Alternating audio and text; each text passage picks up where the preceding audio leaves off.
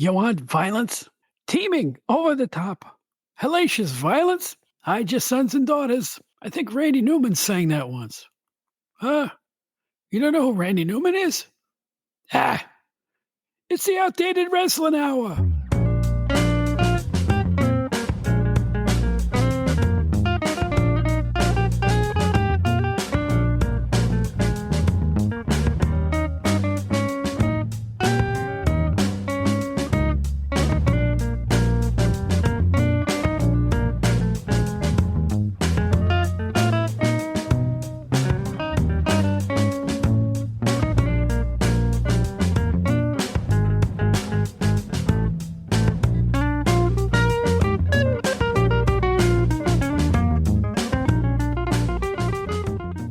Hello, everybody. My name is Bob Smith, and welcome once again to the Outdated Wrestling Hour. We are so glad you are back, and we're really looking forward to this episode with Craig Peters.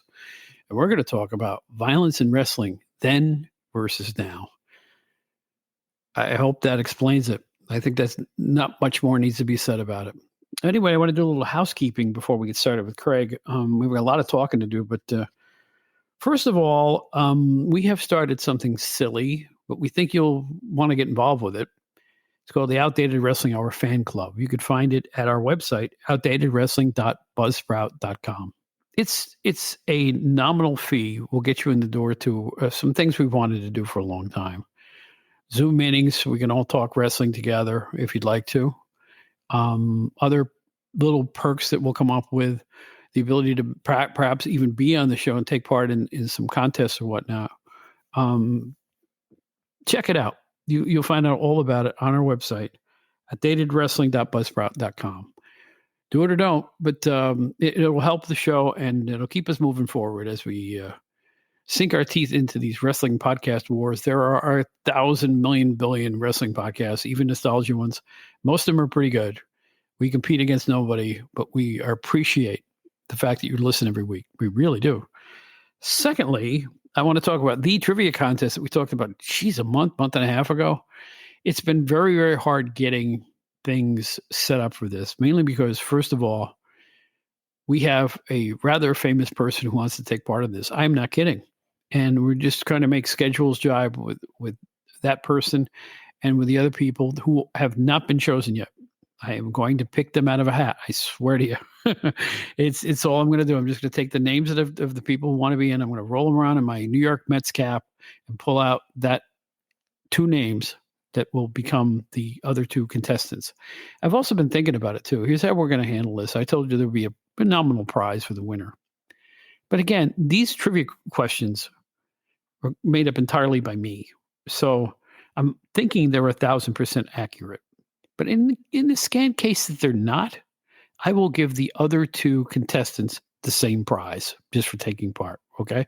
But that's only if there's a controversy that some, you know how wrestling fans are. Somebody will go, Bob, I saw on the thing that you said that, Missouri Mauler was actually from Albany, New York. That's not true, or something like that. I understand that. Somebody could correct me. If somebody does correct me on any of these answers, all three contestants will get the same nominal prize. And I mean, it's nominal, okay? I'm not buying a car for anybody, all right? So I'm really looking forward to this. And as well as our coming shows, we're going to have Nate Maxon on from the We Can't Wrestle podcast very soon. So we're looking forward to that. We're going to have repeat visits from some of our other guests. And we hope you're having a good time. Now, this show's going to be a little different. We get real serious and we get down and dirty with violence on this show. What it meant then, what it means now. From the time I was a kid to the time I worked for PWI with Craig Peters to the way it's presented now. And I'm troubled by some of it. And we'll talk about that. We hope you find this conversation enlightening. You may not agree with it. If you don't, let us know. Write to us at outdatedwrestling@gmail.com. That is always open for your comments. Outdatedwrestling@gmail.com. Say anything you like, whether you think we're great or awful or in between. Come on and have a conversation. It's what we're here for. Fun. But you can have fun and be safe too. And we're going to discuss that in the upcoming comments. It's always a privilege to have him here. He's such a great guy. My great years with PWI and the Wrestler and Inside Wrestling and Sports Review, along with the whole staff there. We had Bill Apter last week. We got to get Bill back on the show. We really do. Bill, come on in the show, baby. Please. We want you.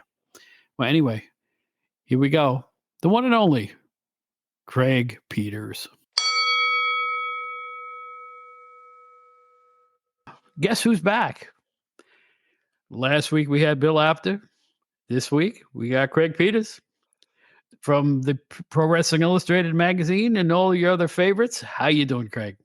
I'm doing great. It's an honor to be back. This is my third time on. You've got the record so far. On the Outdated Wrestling Hour. So I feel like, to your Johnny Carson, I am Orson Bean.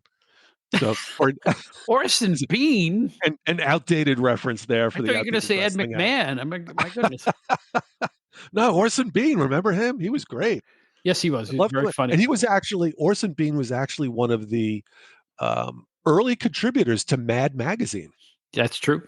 Along with Ernie Kovacs. Yes. Henry Morgan. How many outdated entertainment references can we go People here? Are switching this thing off in droves. Hit that forward 10 seconds. Come on, try it again. Who's Henry Morgan? Been dead for 30 years, dear. I want to listen to something else.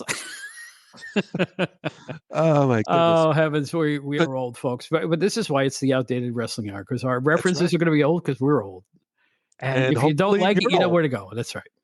Yes, hopefully, if you're listening, you're old, and if you're young, then you are the most educated among your peers.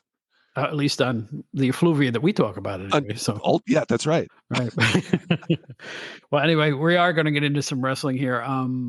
Anyway, violence. As you know, last week I impromptu ran into Bill Apter, which is such a treat, and he never changes. Just a little grayer. Other than that, he's the same guy. It was such a pleasure to run into him. I was shocked when he said that he's going to be 78. Well, I guess that's the Holy truth. Mackerel. Yeah. But yeah, he's for his 75th birthday. I remember this. Do you remember this? Mm-hmm. I had Gilbert Gottfried do a cameo for him. And it was vulgar and brilliant and everything you would expect from Gilbert Gottfried to Bill Apter. Oh, man. Well, I must have watched that thing 100 times. Yeah. Wow. Yeah, no, I don't think Bill was necessarily a big Gilbert fan. I mean, Gilbert's definitely an acquired taste for anyone who knows his comedy, but I love him. Boy, I love him too. I thought he was terrific. Rest in peace, Gilbert. And he had a fantastic podcast. It was the entertainment version of this in a way. It was the outdated entertainment podcast that they talked about old school show business, and it actually began as a podcast talking about old horror movies, like the old Universal movies in particular. Because Gilbert was a big fan of the Wolfman and Dracula and all that. And it sort of grew from there. And Frank Santopadre was his co-host, just really knowledgeable about all things movies and television, old school showbiz, and supremely entertaining podcast. Second only to this one, of course. Oh, you flatter me. All right. Well, the check cleared. So yes. As we record this, my friends, it's a sultry hot day in Long Island, where I'm sitting right now in the Outdated Studios, Inc. We are having internet brownouts and all kinds of lack of air conditioning. You name it, it's going on in this area. And let's just say putting this particular podcast together has been a chore so far. We've done 5 minutes, and it's taken us the better part of an hour. So I want to thank Craig for his patience as we put this together.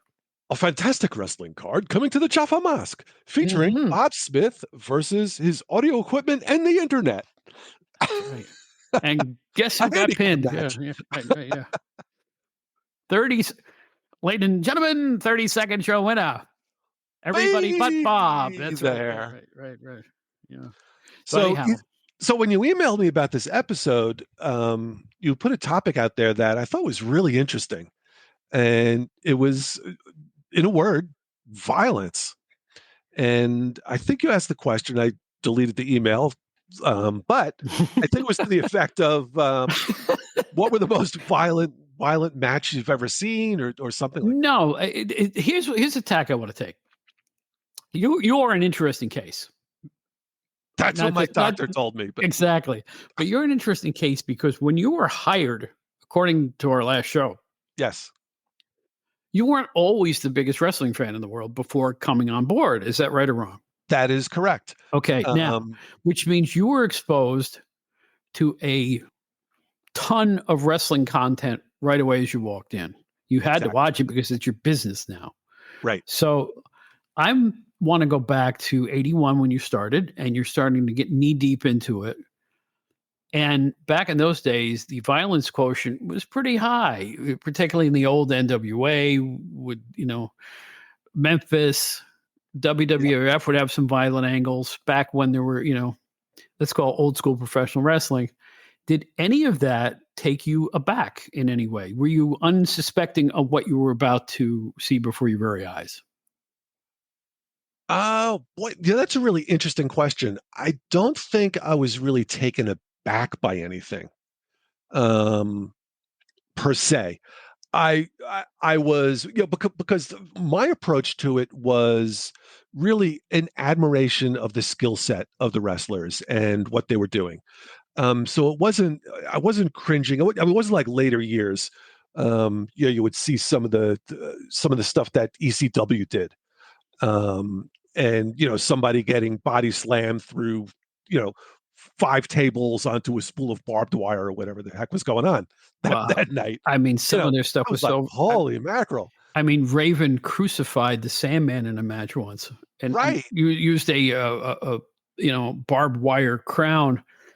Talk about bad taste on top of ridiculous. I mean, But that part aside, yeah, bad taste, that could certainly be argued, but that was the brand, right? Extreme wrestling, and they really built that. They were you know, the guys that and women, mostly guys, but that did it. They sort of created that whole extreme, the stuff that Cactus Jack did.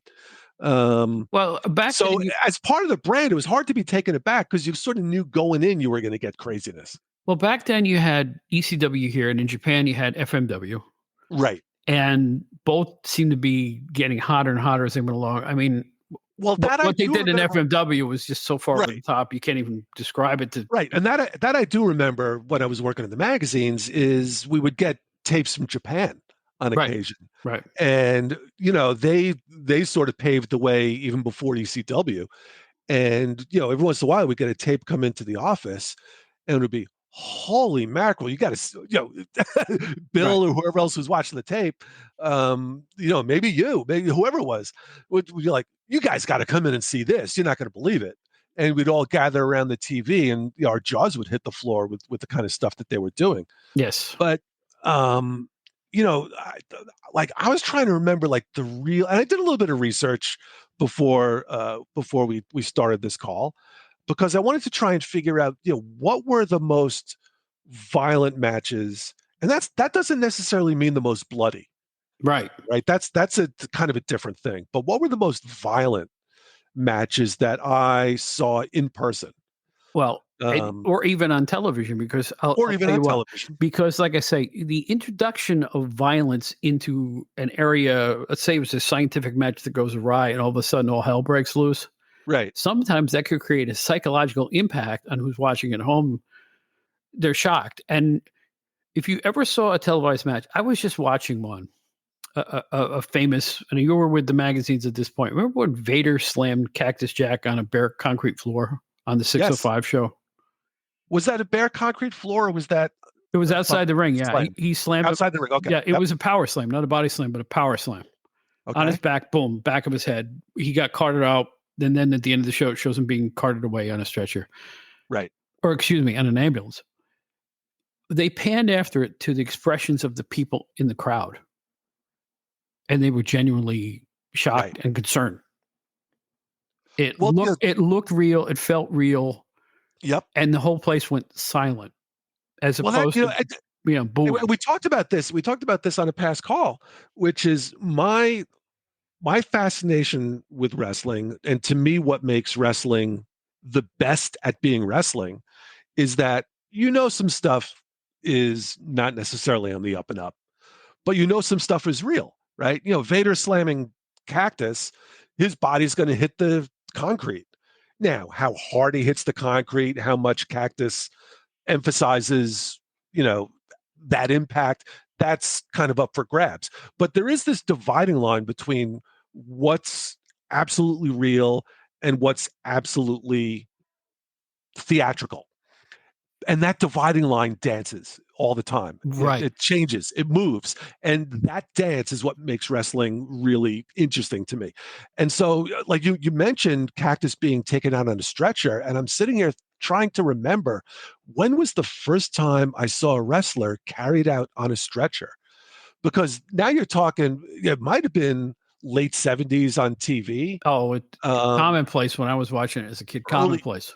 early 80s. I don't remember it from TV, and I can't Oh remember the yeah. first Oh time. heck yeah. But you're exactly right. In a context, not today's context, but in the old school context where you know an abdominal stretch meant something. Right. A guy being carried out on a stretcher had real impact on the fans. Yes, it did. And they were concerned. There was a whole different vibe back then. You're Yeah, concerned for the well-being of whoever is being stretchered out. But I want to again. The reason I'm bringing all this up, why I want to do a show on violence, is 2 days Independence Scene, which you probably don't have a lot of exposure to, is a cesspool of stupidity and wanton, unnecessary, real violence. yeah. I just I, I watched. I I just do see watched it. some stuff. Yeah, I do see some stuff crosses my path on social media, and people post links and Twitter and so forth. And some of the stuff that I see just kind of blows my mind. Absolutely should. Did you see the clip that I think one of our friends was sending around of two guys kneeling in the ring? Each was repeatedly slamming a fluorescent light tube over each other's head like Tom and Jerry. Yeah. Yeah, Right? I did see that. The Tom and Jerry reference is Right. making me laugh, Yeah, right. not the Because two guys doing one it, did, but then yeah. the other did. One did, then the other did. And the broken glass is flying all over the place. I just saw another clip of somebody getting hit with and somebody praised a little girl. Now, dig this. This is insane. There's a little girl in the front row with a surgical mask on. She has her arms behind the chair that she's sitting in while the glass is flying all over. And somebody writes a caption going, that's a smart fan. She knows how to handle herself in this situation like this. I'm thinking, wait a minute. First of all, you brought an 11-year-old kid to something like this, and then secondly, Right. she's got to kind of like make sure she doesn't get hit by shrapnel at a wrestling match. Give me a break. Seriously now. I mean, it's going too far. The indies are a mess. And what bothers me is that the big federations now take their cues from the indies. It used to be that the indies took their cues from the majors. Right.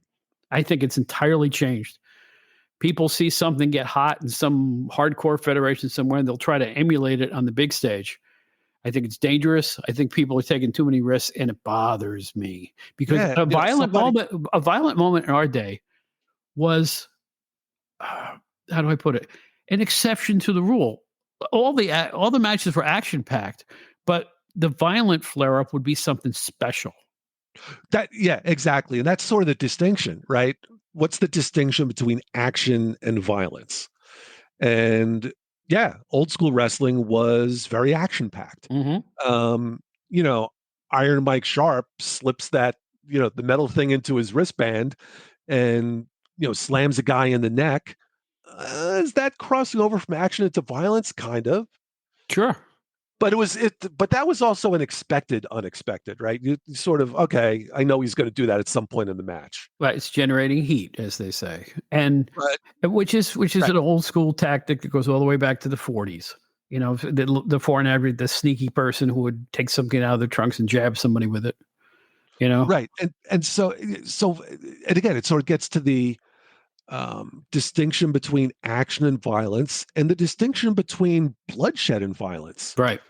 So, which of course, brings up anytime Captain Lou stepped into the ring, Abdullah, Sheik. Sheik, right?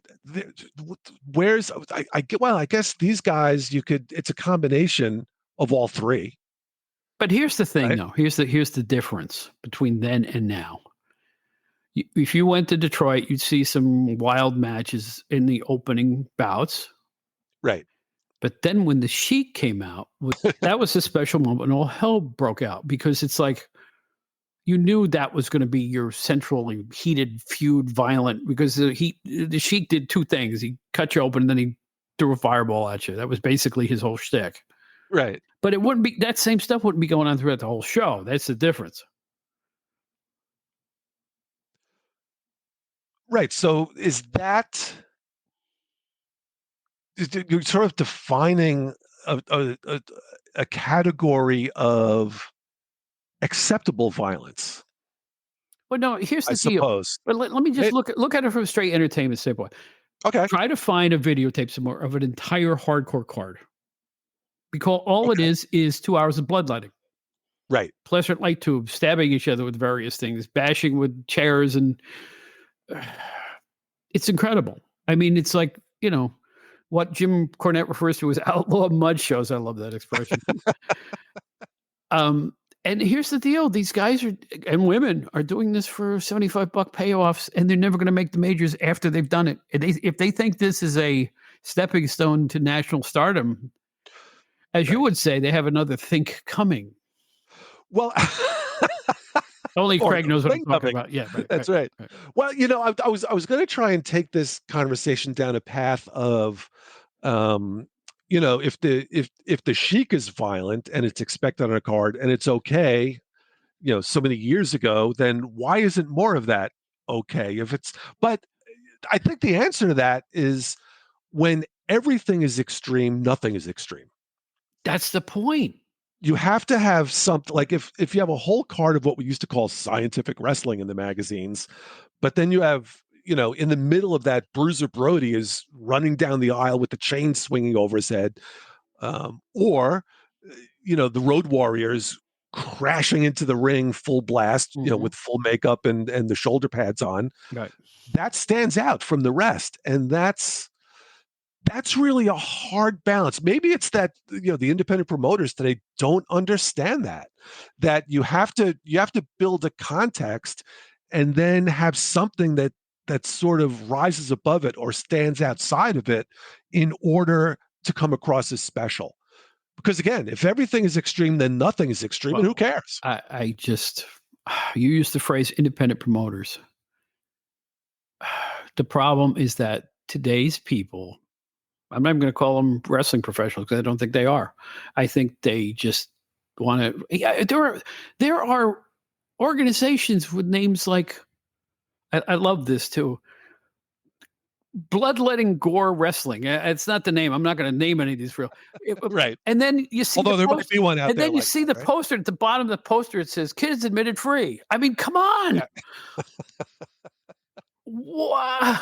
Who's going to put Muffy and Billy in the car and go, come on, let's go see some wrestling. And here's, Right. Here's some goggles, and here's a bicycle helmet, and sit in the back. Yeah, I do see that all the time. I see more posters for this sort of stuff than video clips. But you're exactly right. It's ladder match with thumbtacks and barbed wire, and first person to bleed a bucket gets a free hot dog, or whatever the conditions of the match But are. there's things Kids, like kids under 8 free. there's things like hypodermic needles being used as weapons. And did you see the clip of John Moxley getting the skewers bashed into his head? No, I did not. What kind About of 18 skewers? skewers, like skewers you would like barbecue skewers, Like, okay, wooden like, skewers. oh, great. And he's bleeding like a stuck pig, and all the people are going, "Hey, how creative!"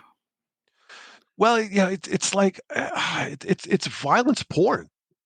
Yes, It's good. actually Yes, to bring in entertainment. I was actually just talking to somebody the other day about the TV show The Walking Dead, which I loved the first several seasons, and I was a huge fan of the Walking Dead comic book. I actually own original art for one of the covers.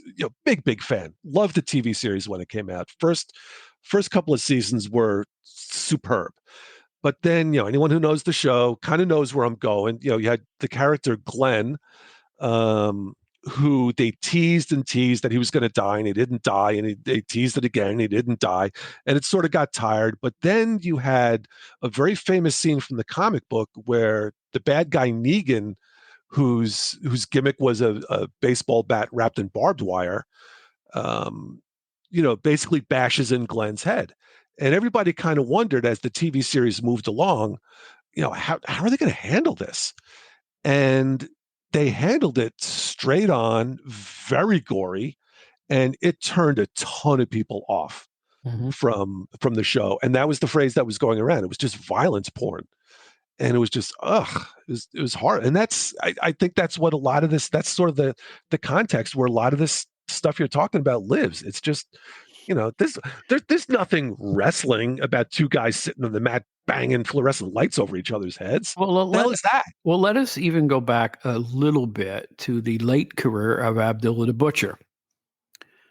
Abdullah the Butcher continued to be booked in indies in his old age.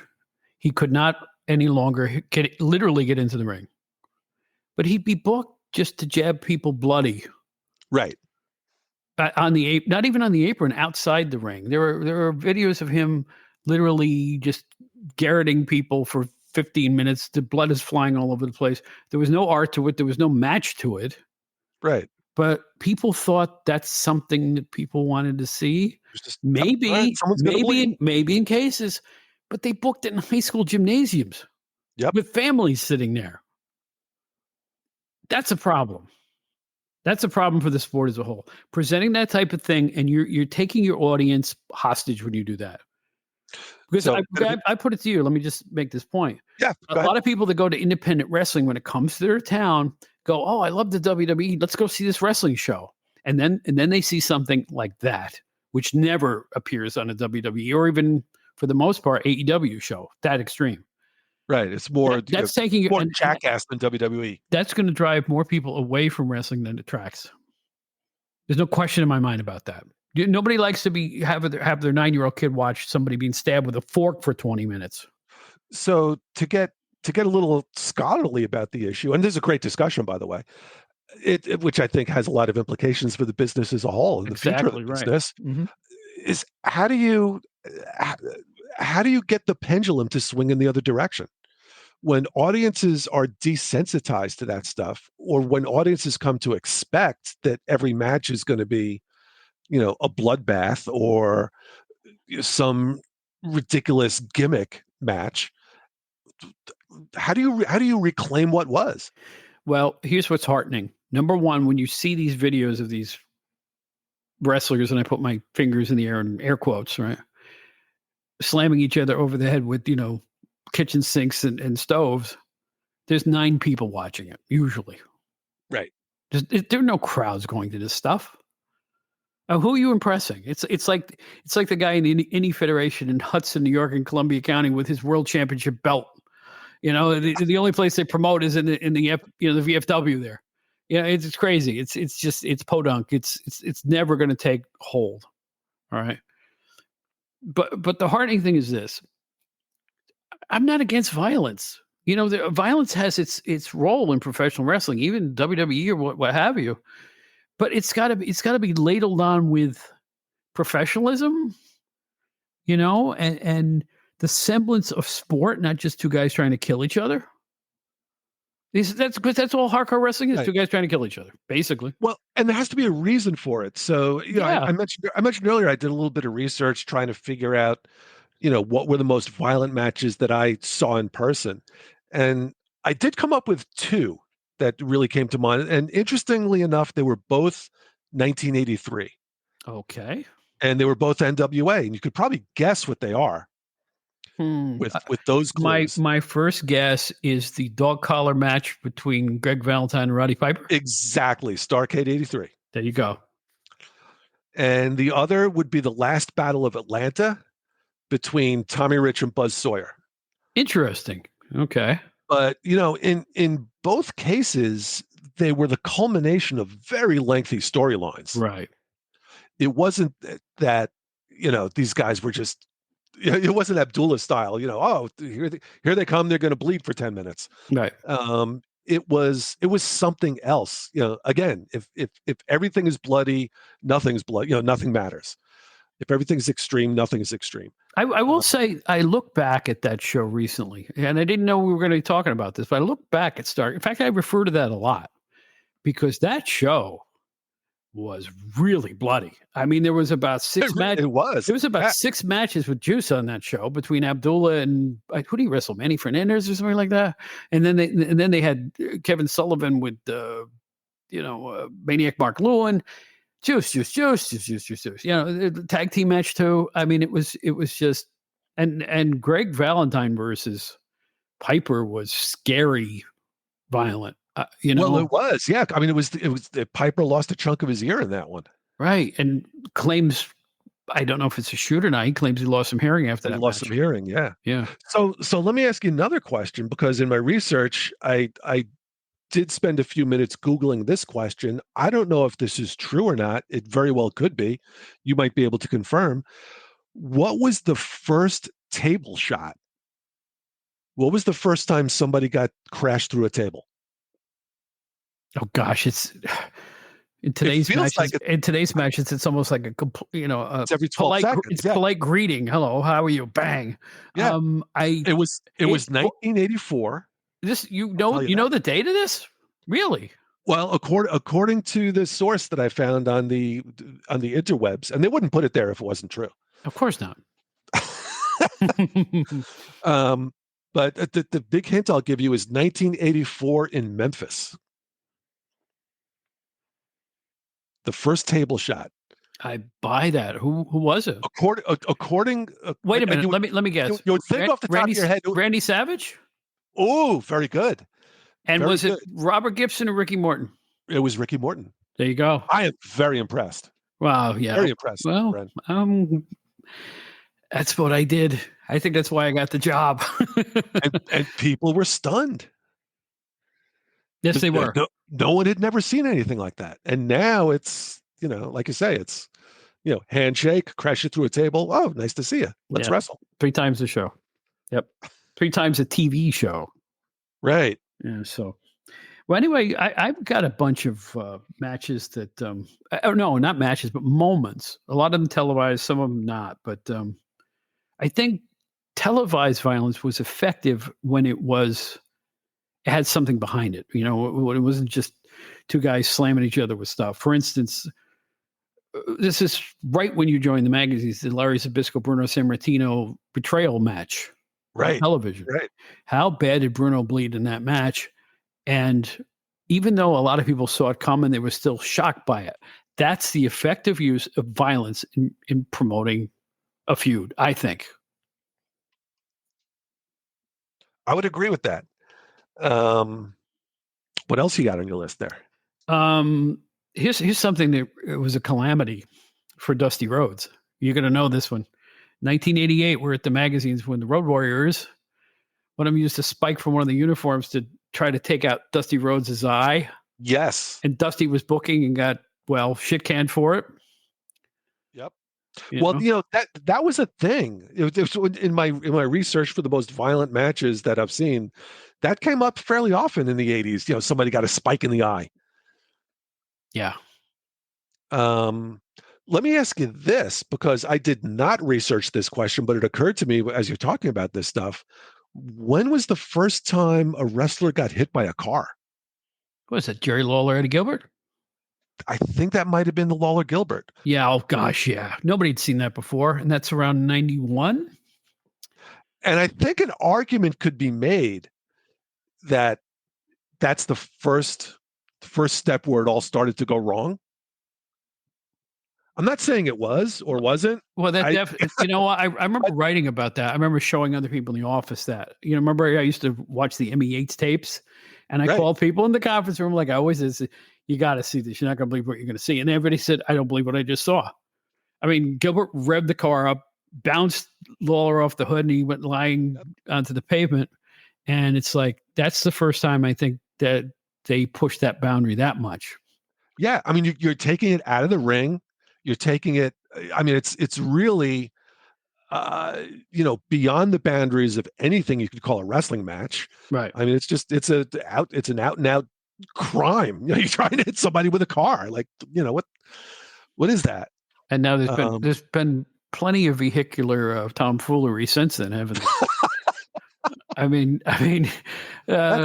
Triple That's H and guys, vehicular tomfoolery that'd be a pretty good name for a band, maybe. I don't know. pretty good vehicular tomfoolery. Yeah, CBGB, we hardly knew you. Anyway, yeah,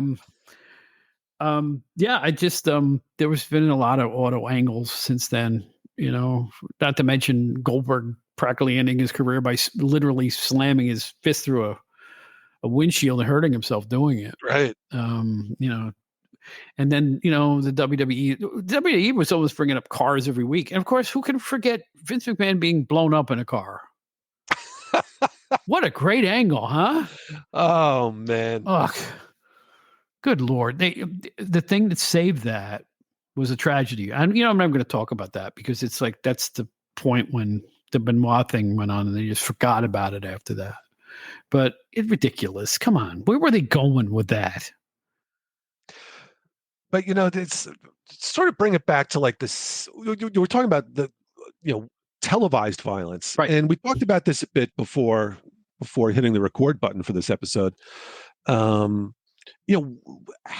compelling was it when you had Blackjack Mulligan,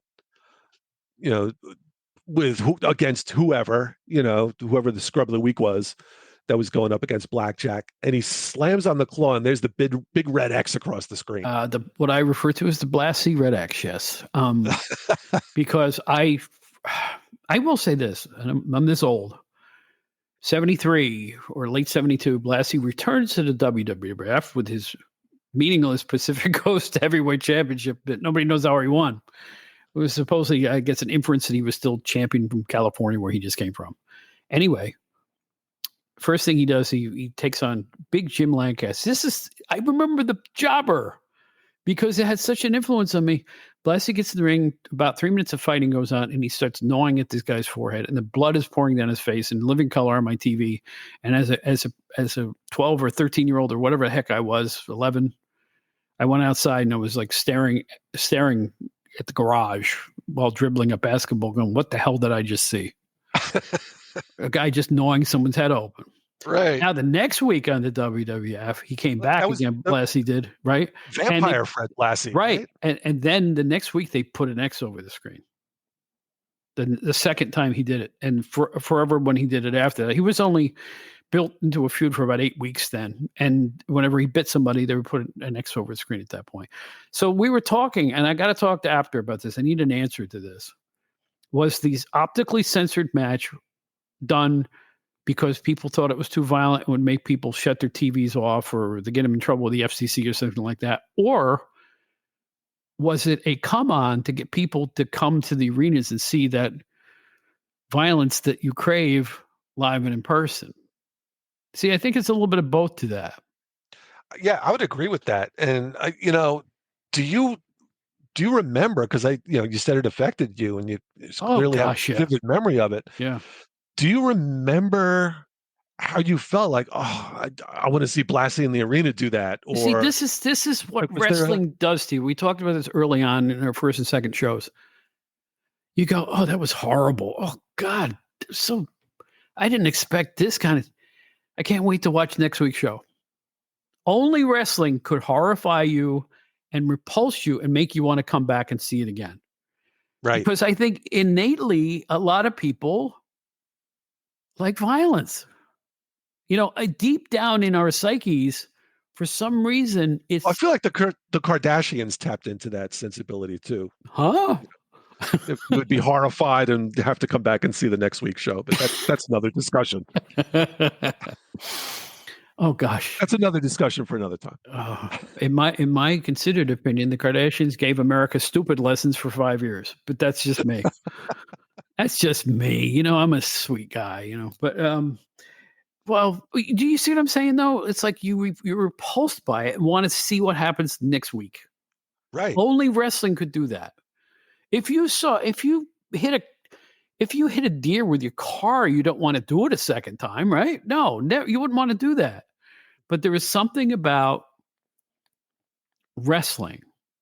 Maybe it's the how did they do that factor? Because in every wrestling fan's mind, you kind of know it's a work. You kind of know it's not on the up and up. Right. So how did they do that? Why is he bleeding? What is he That's the really dance. biting him? All those questions run through your mind. Yeah, that's the dance between the real and the Right. and the. And that's what makes wrestling addictive. That's what makes But people really get into with it. and the ironic bit of all that is that so many people believe the blood was fake. Yep. Well, I don't blame them for that because you know what? Old school territorial wrestling was really good at keeping their secrets. Yep. They kept their secrets like crazy. I always tell the story. In 1991 or 1991, remember I took a wrestling vacation with to Memphis, hung out with Yes. Jerry Lawler for a week and saw a few cards and whatnot. Mm-hmm. I had to go to the men's room at Channel 5, right? So I asked them, where's the nearest men's room? They go, oh, go in that big room right there. In the back, there's a men's room stall. I said, thank you very much. So I go into the room and Eric Embry, the booker, Jerry Jarrett, the promoter, and I forget who the third person was. We're going over the TV show. And when I walked in, they looked at me like I was a Martian. Why? Even though they knew who I was and why I was there, they were protecting that kayfabe. Yep. And they all clammed up. That's the difference. These people wore that that secretive society they were in to the T. The Sheik was the Sheik. He wasn't Ed Farhat. It was the Sheik no matter where he went. You know what I'm saying? It's like It was a credo. It was a way of life. The good guys don't mingle with the bad guys. Never break character. Right. Never break character. Don't be seen with the bad guy if you're a good guy. All that stuff. Well, wasn't that one of the very first instances where kayfabe started to break among fans at large? Was Sheik was in a car with Iron Sheik. Yeah, not Ed Farhat Sheik. Iron Sheik. Right. And they got pulled over for a traffic ticket or something. At the same time, they're having a feud. Yeah. Yeah. Well, not a traffic ticket. I think they were enjoying a little party favors, if you know what I mean. According to the news report. Right. So I like that expression. It's always been one of my favorites. Party favors? Party favors, yeah. That's a party. Yeah, I know. It's a real favorite too. Yeah, right. And again, back to the topic at hand of violence. I wish I had all of the magazine. Well, I wouldn't have enough shelf space for them for 15 years of every magazine. But I vividly remember writing a story where the headline was called "The Science of Violence." Ooh. I couldn't tell you what the story was about. But it probably had to do with I want to think it was something from Texas with barbed wire matches or something like that. That's what comes to mind. But there's another one, right? The barbed wire match. Oh yeah. Well, I think the barbed wire matches go back to the South. To be honest with you, like Kentucky. Smaller places. I think you mean like Memphis, Kentucky. Are you talking like 50s, 60s? Yeah, I think no. They were legitimate organizations. I think they were doing barbed wire matches in Extreme Feuds for decades back. Seriously, I'm pretty sure you can go as far back as the 60s and find some barbed wire matches. Yeah, interesting. Not often. You see, that's the difference. Right, not often. You did it as not everyone. You did it as a feud blow off, not as a way of life. You went to an extreme factor. There must be a winner in this match. Remember those days? There must be a winner, in Madison Square Garden on the main event. No disqualification, no countouts, no rules. Those days, that type of thing. Back when that made it attractive because it was the exception to the rule. All the other matches had referees and disqualifications and draws and countouts. Not this match. This match is going to make you come to the arena, see your favorite guy rip open the heel the way he ripped open the face. So current day matches aside, going back to the 70s and 80s, the table shot, that was an exception, not the rule. Right. The chair shot was an exception. The chair shot was an exception, right? You had the chain match. We talked about Valentine Piper. Right. Cage match. The cage match was an exception. Not always bloody, by the way. No. Especially in WWE or F or whatever. They would have many by the 80s, they had no blood in their cage matches at all that I recall. So, when we talk about the 70s and 80s wrestling, and we talk about the first table shot in 84, and table shots are common these days, and chair shots, which were uncommon back then, but they're a dime a dozen now. Cage matches, of course. I'm trying to think of other things from the 70s and 80s that stood out as violent, even though they may not necessarily have been violent. And so what do I mean by that? Like I'm almost thinking of like Killer Khan. Remember him? Well, Sure. I loved him. Yeah. He was great. He was great. But he had that scream, and he was big, and he just overwhelmed the opponent. And you were like, holy mackerel, there's something else going on here that this is just scary stuff. And it's interesting, but even just talking about it and thinking about it, it wasn't particularly violent or any more violent than anything else going on, but it was the context of what was done. It felt violent. Right. It wasn't violent, but it felt violent, which maybe is even better. Young Bobby, 1971, watching the old NWF out of Buffalo, watching Bulldog Brower coming into the ring, biting and decimating his opponent, kicking him, stomping him, slamming him with fists, dragging him outside the ring, hitting him with the ring steps, dragging him to the table at ringside and bashing his head into that before bringing him into the ring and giving him a power slam and pinning him. You don't think that was effective on young Bob? There you go. Right? I mean, it wasn't scary. It was just, this guy's nuts. Right. But Well, that's the difference. But not everybody in the card did that. That was the Right. beauty of it. They knew how to mete out the violence and walk that tightrope, as you've said in previous shows. They walked that tightrope perfectly. That segues a little bit into sort of the flip, not the flip side of violence, actually, but maybe the minimizing of violence plus comedy.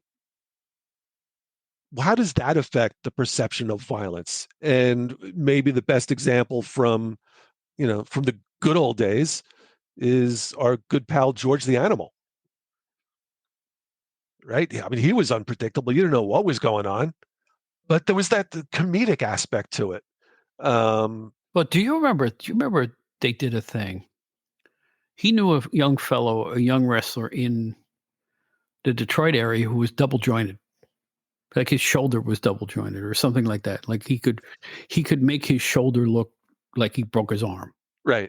So he imports him into New York and does a TV match against this kid and puts him in that flying hammerlock he used to do. And he throws the guy to the ring, and for all intents and purposes, it looked like he separated his shoulder and broke his arm. His arm was flailing behind his arm. And even McMahon is, oh, that poor man. And Patterson goes, they've got to stop this match. It was like, it looks so real. Wow. And it's That's one of the great. most, I never heard. It's one of the most effective. I wish I could remember the young man's name. It was an incredibly realistic TV moment, particularly for WWF, And it's when Blassie was Steele's manager, and it was something. I don't think that's going too far. I think it's showing off Steele as a dangerous person who is out of control, and somebody's got to stop him. That's the difference. Whenever there was violence like that or a villain like that, somebody's got to stop this man, from Abdullah to George Steele to the Sheik to whatever.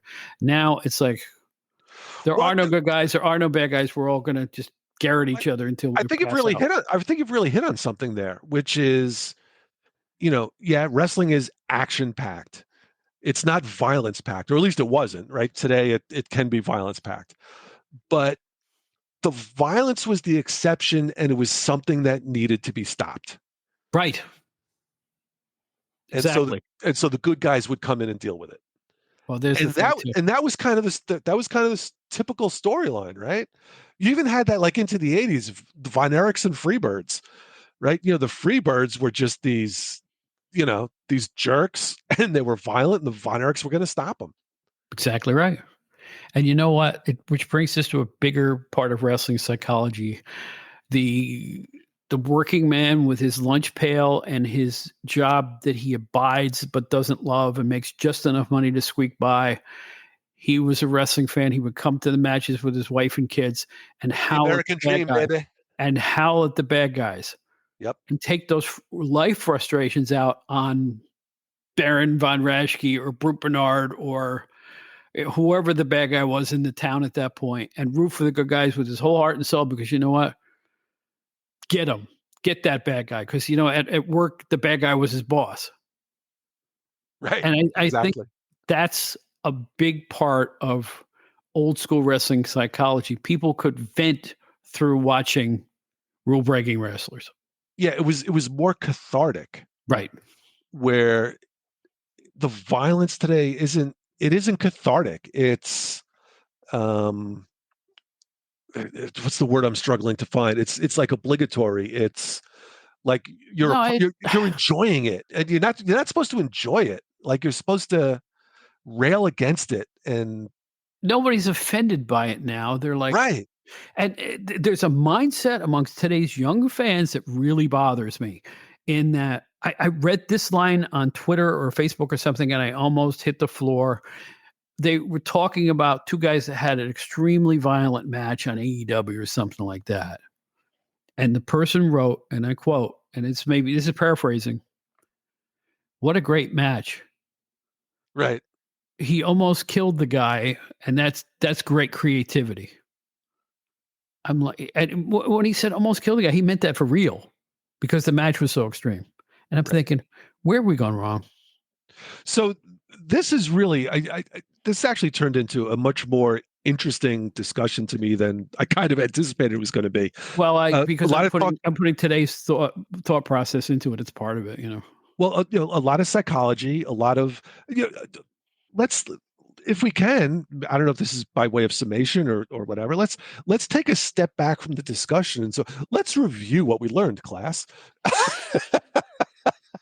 And maybe we can sort of codify some of our rules and observations about violence in wrestling. And I think you just came up with the first one. Violence purely for violence's sake is worthless. Right? You just said it. The two guys that had the most violent match. Oh, what a great match! No, that's not a great match. That's violence purely for the sake of violence.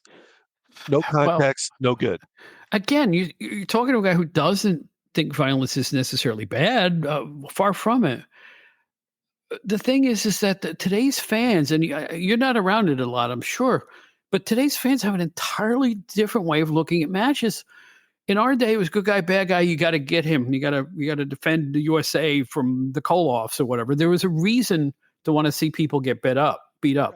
Now it's who can beat the other guy up more for real, not fake, for real, because everybody knows it's a work. So they're looking to see these guys push their bodies to an extreme, like it's an art form. That's not an art form. It's Right. stupidity. No, it's not an art form. It's No, just, it's not. yeah, how much abuse can I withstand before passing out? And when you got money marks like Tony Khan presenting this stuff on national TV, and TBS and TNT are actually showing it, I'm flabbergasted. They've shown more gore on televised wrestling than the WWE has in the last 20 years, in the last 6 months.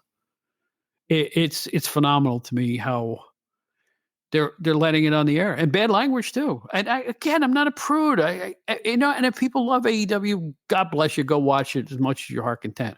All I know is I look at it and I feel dirty.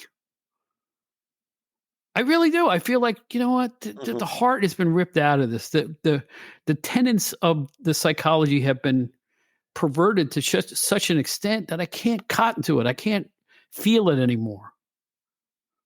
And that's what bothers me. As a lifelong fan and observer and so-called professional in the business, to basically 75% turn my back on what's going on today bothers me, because I always enjoyed it like crazy. I was Mr. Right. Emmy Yates, right? I watched every moment of the tapes we got in, and it's like now I could take it or leave it, and it really bugs me. Well, so let me ask you this then. Is there anything that you're seeing today that resonates with you in a way that did 40 years ago? Repeat that question. So is there anything that you're seeing out there today, new material being created, new matches, new storylines, new wrestlers I'll tell you that what. Yeah. that gives you sort of the same, like, is there Yes. a diamond in Yes. the rough out there? Yes. Yes. It's the WWE's women's division. Okay. They still wrestle for the old "I'm better than you" or "I want that belt." Okay. Their storylines are not extreme. They're not overly violent. Or they're pushing them in that direction. But they've got fantastic athletes. It's not a girly show anymore. They're as good as the men, and they're promoted on an equal level with the men now. It's the healthiest thing to happen to wrestling in 30 years, and I commend them 1,000% for it. And I'm a big fan of the women's division in the WWE, from Charlotte Yeah. Flair to the new girls that have just come in. It's wrestling the way it used to be. There you go. They don't need like to it go ought to to be. ridiculous extremes for that. And there's some great matches. And I mean, Charlotte Flair is an incredible athlete. So are all of them. There's nobody in there now that I would say, oh, she doesn't deserve to be on television. They all do. And they're equal. In fact, maybe they're more popular than the men are in some cases. Rhea Ripley, the women's champion right now, has a completely original look, style, sound, visage. She's completely original, and she's an incredible athlete. And that's good stuff. So if anything has given me, hope for the future of wrestling, it's women. So maybe the pendulum is swinging a little bit back in the other direction. Mm-hmm. That'd be a Maybe. good thing. Yeah. Because I'm telling you, you can't keep swinging to the extreme. If you watch WWE even for a couple of weeks, like watch Raw or whatever, you'll see that they handle the women differently than they handle the men for the most part. Right. And you know what? They're attractive. Don't get me wrong, but it's not the girly show it was 20 years ago. Mm-hmm. Now they're attractive because they're fit athletes. And that's as far as they take it. And I think it's really well presented. And it has to swing back in that direction because the only alternative is, what's the next step? Snuff wrestling. I mean, it's just. Well, that's basically what some of these indies are like. Even if you see our friend, we were talking about him before. Our friend, the former announcer, Chris Cruz. Love you, Crispy. You see Chris Cruz's post of these indie federations called, Ruptured Spleen Wrestling. Yeah. Kids 50 cents. It's right. Like need I say more? The whole psychology is thrown out for just whatever it is that they're presenting today. And here's the bottom line of all this. Why is Bob so upset? Here's why Bob's so upset. Calm down, Bob. I have always considered professional wrestlers to be the greatest athletes on the planet. When a guy like Mick Foley would sleep in his car and, a bunch of other people that I knew who gave up everything in their lives to learn how to wrestle and even get a spot on an indie show. And then when they make it big, they have to be really, really good. They're fantastic athletes. I don't want to see people get hurt. That's what this is all about. It's not even so much the entertainment aspect. We're gonna get a news report any second now of something really catastrophic happening at an indie show. You just wait and see. And I don't want that to happen, but how could it not? Right. Exactly. And that's the whole thing. It's because I love wrestling. I'm fond of wrestlers. I have a lot of great memories, and it didn't make me cringe. It does now. I don't know what else to say. I rest my case, my friend. There you go. And what's your opinion? What is your? Well, you're not into wrestling now as much as you used to be. So when I state to you what's happening, and you see these clips on YouTube and Facebook, how do you react, and what's your mindset on things? I find it to be very sad. I think there's a lot of these guys that are out there blading themselves and jumping off of balconies and crashing into tables and onto barbed wire and all the rest of it. They're, and doing it for 12 cents in a hot dog. They're doing it with some sort of idea that they want to be a star. If maybe not even a WWE star, that's way off the charts. But they want to be they want to create an internet moment. They want to create something that 5 million people on YouTube are going to see. Well, at what cost? Yeah. To what end? these when you're 22 and throwing your body around like that. Yeah, you're right. Cactus Jack, absolute pro, one of the greatest ever. Um, but yeah, talk to him about the punishment his body took and how he feels today. What do these kids in their 20s think they're doing to themselves? Yeah. I find it all very sad Yes. And because for out of maybe, I don't know, 1,000, if there are 1,000 people out there doing this stuff to themselves, maybe one of them will get a little bit of attention. The rest of them, they're going to get 36 views on YouTube, and that'll be that. Or someone will post it to Facebook and go, "Look at this crap! What is this idiot doing?" And it is. It's all very sad to me. well, there is a bubbling underground of hardcore fans. They're out there and they look at guys like Nick Gage as a hero. The guys who have really put their bodies through hell, like it's something to be proud of. I just think I don't understand the mindset of somebody who wants to go to a show to watch people literally hurt each other for real. And they do. you know, you don't think, getting 80 stitches after their match is fun? I mean, what can I say? I But then again, I see advances because this is the outdated wrestling hour, and I turn on the radio and I cringe, and I turn on wrestling and I cringe, and I turn on television and I cringe, and I There's a read lot of cringing I, going I on. read that Taylor Swift just made $300 million, and I cringe, and I don't know what to say other than I get off my I lawn. hear I hear Taylor puts on an amazing live show. I got to give her. Haven't seen it, but I got to give her some credit there. I hear she does a good job. I got nothing against her, but I liked her better with the banjo. She used to play a banjo. Really? Yeah, I she's did a not country know. star first. Played the guitar and a banjo. And a banjo. We need more banjo music in this world. No, we don't. Tell it to Steve Martin. We need more banjos. we need more jaw harps and hoedowns. Yes, we do. Yeah. In fact, hold on. You're gonna love this. What? No, don't do it. It won't show up. My noise gate's going to kill it. Oh well. Yeah, I'm sorry. I got one You right remember here. the last time we were blowing the whistles and all that stuff? And none of Yeah. it showed up. Got a kazoo too. Once it goes through the processing, it's Oh well. gone. So I hate to say All it, right. Edit that out. that's a blessing and a curse because I'd rather have it in. But what can I tell you? We'll have to edit that out. But All right. any event, Craig Peters is not a violent guy. And he's one of my best friends from my wrestling days. And Not I a cannot violent tell guy. you how much I value you coming on this show. I really do. And I know the fans like it too.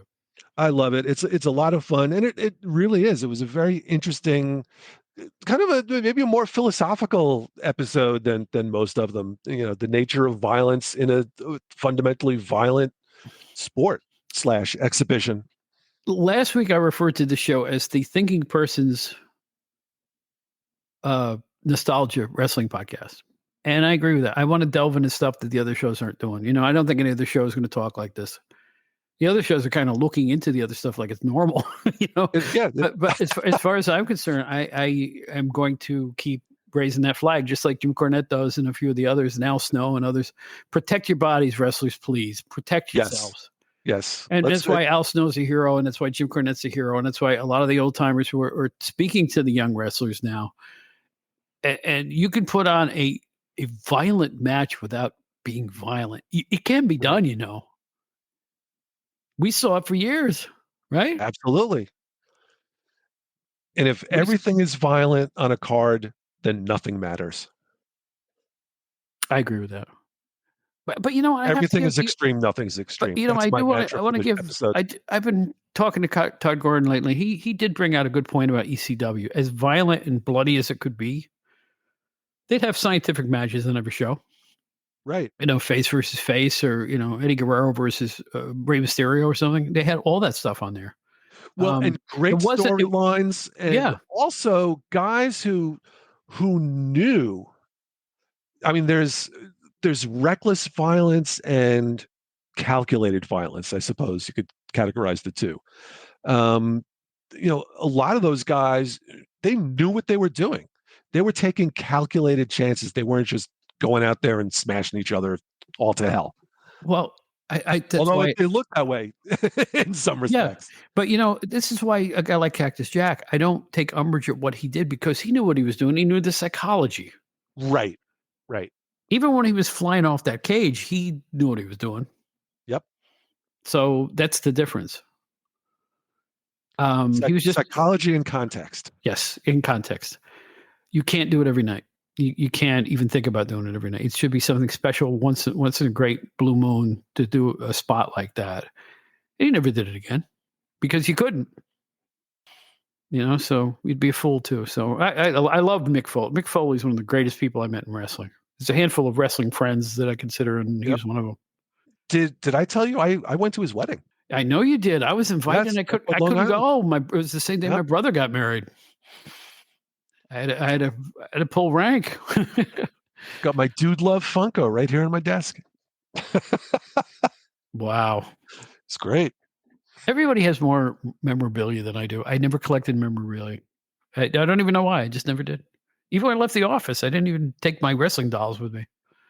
So as we wind down, it feels appropriate to share this memory of post-violence recovery, which was Apter and me somewhere in Texas or the Carolinas, maybe St. Louis, I don't know. But it was after a card that had Abdullah on it. And where do Bill and I go for late bite to eat? Got to be a Waffle House, right? So we walk into the Waffle House, and there's Abdullah sitting in the booth, like in the back of the Waffle House, eating the midnight breakfast with the big bandage on his head, still bleeding through the bandage. There's come on over, sit down. Hey, Bill, come on over, right? But what a sight. Abdullah in the Waffle House, still bleeding from the match a few hours earlier. Can't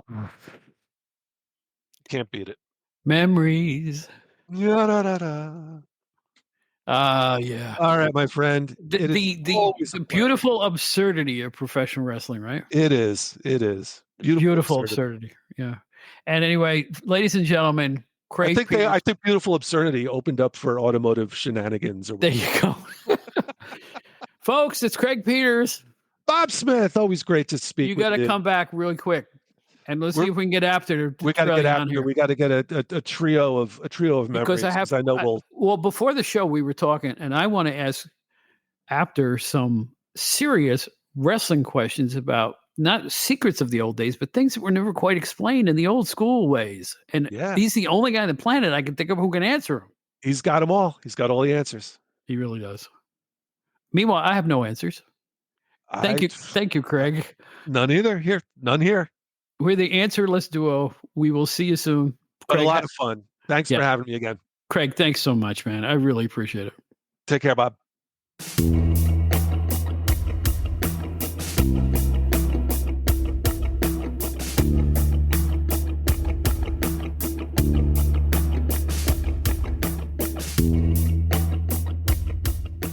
Housekeeping. But we're not finished yet. Yes, you are. It's time for housekeeping. Don't ask. Anyway, Facebook, we're at Bob Smith. I'm singing with BB King. You can't miss me. Twitter, Bob Smith NYC. Our Gmail is outdatedwrestling@gmail.com. And again, for information about the fan club, to listen to all of our podcasts, anything else you might want to find out, outdatedwrestlinghour.buzzsprout.com. And I want to thank profusely my host and my online studio for the incredible job they did last time on the Bill Apter interview, which was recorded on a cell phone with all kinds of background noise. The result I got after handing it to those pros was incredible. Thank you all for the help with that. It was just great. So we hope you think the show sounds as good as we're trying to make it sound. So we'll be back every Friday. We haven't changed our release date as of this point. We hope you're having a good time listening, and we hope you come back again and again and again. We love you, and this has been a wonderful experience these last 6 or 7 months, and we're going to keep on going. No reason why not. My name is Bob Smith, and I want you all, unlike those indie guys, to take really good care of yourself. Won't you?